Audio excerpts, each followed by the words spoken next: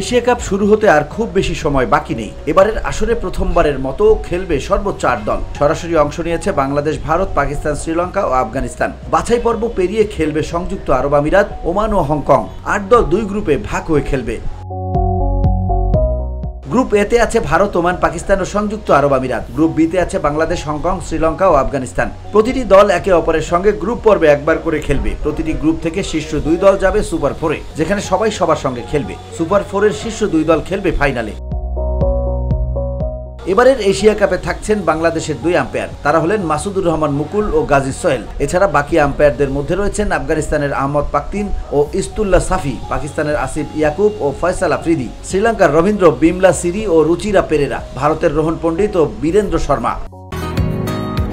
বসুন্ধরা, উত্তরা, বনশ্রী, কুড়িল ও বাড্ডা সহ রাজধানীর বিভিন্ন স্থানে অভিজাত ও অত্যাধুনিক মানের ফ্ল্যাট কেনার এক নির্ভরযোগ্য প্রতিষ্ঠান প্লেজেন্ট প্রপার্টিজ লিমিটেড। তাই আপনার স্বপ্নের আবাসনের জন্য আজই যোগাযোগ করুন। Pleasant properties limited, where destiny matches eventually।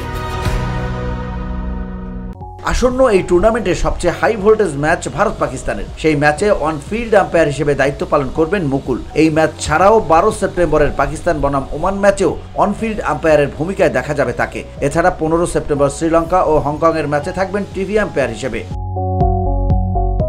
VOD Bangla news desk.